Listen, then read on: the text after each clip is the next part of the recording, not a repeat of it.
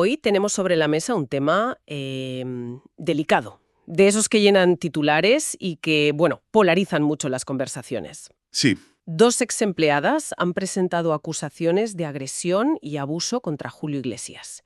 Y la Fiscalía en España pues, se dispone a escucharlas. y al mismo tiempo, claro, el entorno del artista lo niega todo, de forma tajante además. El propio Iglesias ha dicho que todo se va a aclarar. Exacto. O sea que tenemos dos relatos completamente opuestos. Y un proceso legal que, vamos, apenas empieza a andar. Exacto. Y por eso mismo hay que andar con pies de plomo aquí. Nuestro objetivo hoy no es dictar una sentencia, para nada. Eso le corresponde a la justicia. Claro. Es entender, queremos, desgranar los hechos que se han verificado, analizar las acusaciones en su contexto y, sobre todo, examinar la enorme distancia que hay entre la cultura que encumbró un icono y la que hoy lo cuestiona. Y para hacer eso, creo que hay que partir de una base que no es negociable. La presunción de inocencia. Fundamental. No es una formalidad, ¿eh? Es la herramienta que nos permite analizar esto con rigor y sin caer en el juicio mediático fácil. Pues con esa brújula en mano creo que debemos empezar por el principio. Porque para entender el impacto de estas acusaciones, primero hay que entender la magnitud del mito. Ujú. Cómo se construye la leyenda del Latin Lover por excelencia. Porque eso no fue algo espontáneo, ¿verdad? No, en absoluto. Fue una de las operaciones de marketing de marca personal más exitosas del siglo XX. Totalmente. En los años 70 y 80 la industria y los medios no solo lo acompañaron, es que fueron arquitectos de ese mito. Se vendía un personaje, el del seductor infalible, y el público, pues, compró la historia a escala planetaria. Y cuando dices que fue una construcción deliberada, ¿a qué nos referimos exactamente? Pienso en las portadas de las revistas, por ejemplo, o las letras de algunas canciones, Claro, o incluso el tipo de preguntas que le hacían en televisión. Todo remaba en la misma dirección. totalmente. Las entrevistas eran un claro ejemplo de esto. Rara vez se centraban en, no sé, el proceso de composición o en los arreglos musicales. ¿No? El tema recurrente era su vida sentimental, sus conquistas. Se le preguntaba abiertamente por el número de mujeres con las que había estado y se celebraba la cifra como si fuera un récord deportivo. Sí, sí, es verdad. Las revistas del corazón, pues, publicaban reportajes con él en su mansión de Miami, rodeado de mujeres en bikini. Era como parte de la escenografía del éxito. Era la imagen del triunfo masculino de la época. Claro, el Playboy internacional. Y lo interesante es que esa narrativa no parecía generar un gran rechazo social entonces. Más bien al contrario, ¿por qué crees que ese arquetipo era tan potente en ese momento? Pues porque conectaba con una fantasía de libertad y éxito, ¿eh? En una España que salía de una dictadura y en un mundo que todavía operaba con códigos muy diferentes. Ya, La figura del conquistador, del hombre que podía tenerlo todo, el éxito, el dinero, las mujeres, era un símbolo de estatus al que aspirar. entiendo. Ojo, y esto es crucial, entender ese contexto no justifica absolutamente nada, pero es que es imprescindible para comprender por qué ese personaje público se hizo tan grande y por qué, durante décadas, nadie cuestionó sus implicaciones. Y esa es la clave, la diferencia entre la imagen pública que se proyecta y se vende y la conducta real de una persona en privado. El problema surge cuando la línea entre el personaje y la persona se difumina. Es que esa es la distinción fundamental.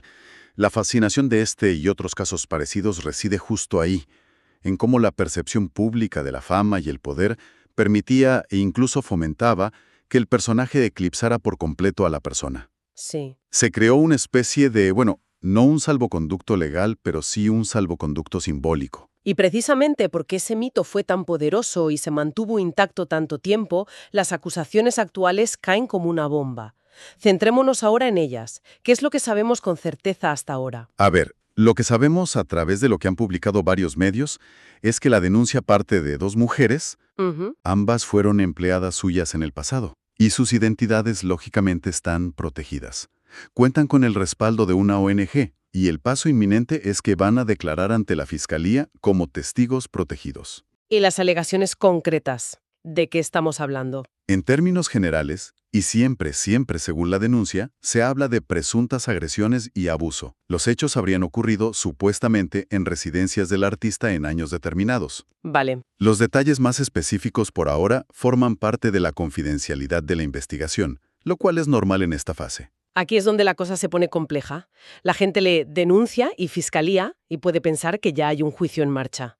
¿Cuál es la situación procesal real ahora mismo? Es una fase muy embrionaria. Que la Fiscalía las escuche significa que el Ministerio Público va a evaluar su testimonio. Va a ver qué cuentan. Exacto. Quieren determinar si lo que cuentan tiene apariencia de delito y si hay indicios suficientes como para proponer a un juez que abra una investigación penal formal. O sea, aún no hay nadie formalmente investigado o imputado, como se decía antes. O sea, estamos en el vestíbulo del proceso judicial. Ni siquiera hemos entrado en la primera sala. Exacto. Es una metáfora perfecta. Por eso es vital ser tan escrupulosos con el lenguaje. Sí. Hay que hablar en condicional, citar las fuentes y usar constantemente presuntamente o según la denuncia. Porque hasta que un juez no se pronuncie, solo tenemos la versión de las denunciantes por un lado Y la negativa rotunda por el otro. y la negativa rotunda del entorno del artista por el otro, ¿sí? Has mencionado la figura del testigo protegido. Me quiero detener ahí. Suena algo de una película de suspense, pero en un caso como este, ¿qué busca proteger exactamente? ¿La integridad física o la integridad de la investigación? Busca proteger ambas cosas y es una herramienta legal importantísima. Por un lado, garantiza la seguridad de la persona que testifica, sobre todo cuando existe lo que se llama una asimetría de poder evidente. Claro. Hablamos de dos ex empleadas frente a una celebridad mundial con recursos casi ilimitados. Proteger su identidad busca evitar cualquier tipo de presión, coacción o represalia. Entiendo. Proteger a la persona para que pueda hablar con libertad. Eso es. Pero por otro lado, también protege la propia investigación. Al mantener la confidencialidad, se evita que el testimonio se contamine por el ruido mediático, o que otras partes puedan preparar sus estrategias defensivas con demasiada antelación. Ya. Se trata de preservar la pureza de la prueba en su origen. Es un mecanismo de doble blindaje, entonces. Y supongo que esa lentitud y confidencialidad del proceso es a la vez una garantía para la persona investigada y una fuente de enorme frustración para quien denuncia, ¿no? Esa es la gran tensión que tiene el sistema judicial. Está diseñado para ser lento y garantista, para proteger por encima de todo la presunción de inocencia. Sí. Pero esa misma lentitud puede generar en las presuntas víctimas una sensación de desamparo o de que el caso cae en el olvido, lo cual es muy duro de gestionar a nivel personal. Esto nos lleva, inevitablemente, a una reflexión más amplia. Casi como si este caso fuera un espejo. Es imposible no conectar el pasado, esa cultura de los 70 y 80 que describíamos, con el presente. Claro, Porque lo que antes podía ser empaquetado y vendido como galantería o cosas de la época, hoy se analiza con una lente completamente distinta. La del consentimiento. es que el eje del debate se ha desplazado por completo. Antes la pregunta era ¿qué pasó? Ahora la pregunta fundamental, la que precede a todas, es ¿quién tenía el poder para que eso pasara? Ese es el verdadero cambio de paradigma cultural, y por eso, de repente, casos históricos o comportamientos que estaban normalizados en el pasado, pues ahora se están reexaminando con una mirada nueva. O sea que un mismo conjunto de hechos podría ser interpretado de formas radicalmente opuestas entonces y ahora, simplemente porque la pregunta de partida ha cambiado. Precisamente. El foco se ha movido de la anécdota a la estructura. Ya no se analiza solo el acto en sí, sino la dinámica de poder que lo envuelve. La dinámica de poder, claro. En la relación entre una estrella mundial y una persona a su cargo, hay una asimetría de poder innegable. Estatus, fama, dependencia económica. Todos esos factores que antes se ignoraban, ahora se consideran centrales. Ya. Movimientos como el hashtag #MeToo no inventaron nada nuevo, simplemente cambiaron la pregunta que la sociedad se hacía a sí misma. Para seguir explorando la complejidad de la figura pública de Julio Iglesias, es útil traer a colación otro asunto legal que le ha acompañado durante décadas, el caso de paternidad de Javier Sánchez Santos. Ujú. Aunque no tenga nada que ver en lo penal, sí nos ayuda a entender el contexto. Es un ejemplo muy pertinente, pero hay que manejarlo con bisturí. Con cuidado, sí. Sí, porque sirve para ilustrar una diferencia fundamental que a menudo se pierde en el ruido. La diferencia entre una polémica mediática o un litigio civil y un delito que pertenece al ámbito penal.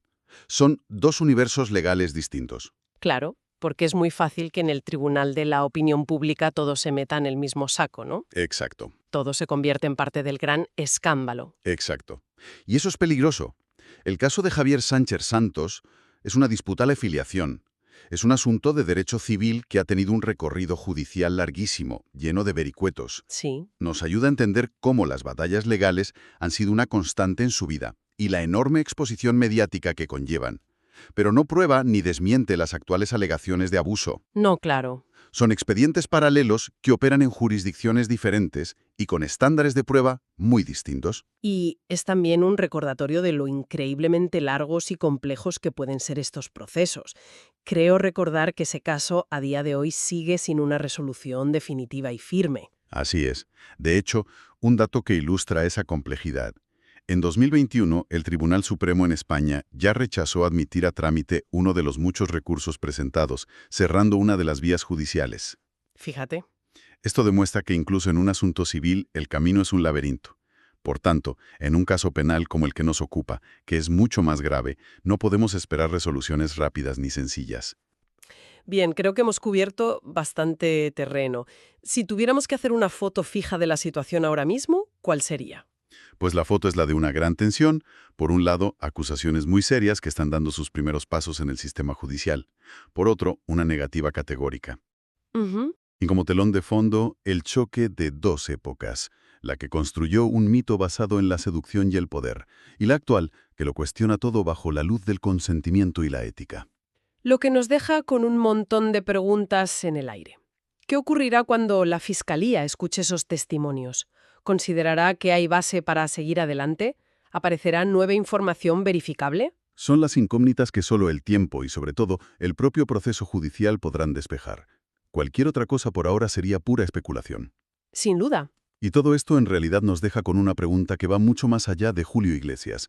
Es una pregunta para nosotros, como sociedad. A ver. ¿Cómo reevaluamos el legado de figuras icónicas que fueron forjadas en épocas con estándares éticos y sociales que hoy nos parecen inaceptables? ¿Se puede separar la obra del artista? ¿Se debe? No hay una respuesta fácil, pero es una conversación fundamental que tenemos pendiente. Una reflexión final muy potente y muy necesaria. Por nuestra parte, el compromiso es firme. En cuanto haya nuevos hechos verificables, documentos judiciales o avances significativos, volveremos sobre este caso para ofrecer el análisis más completo y riguroso posible.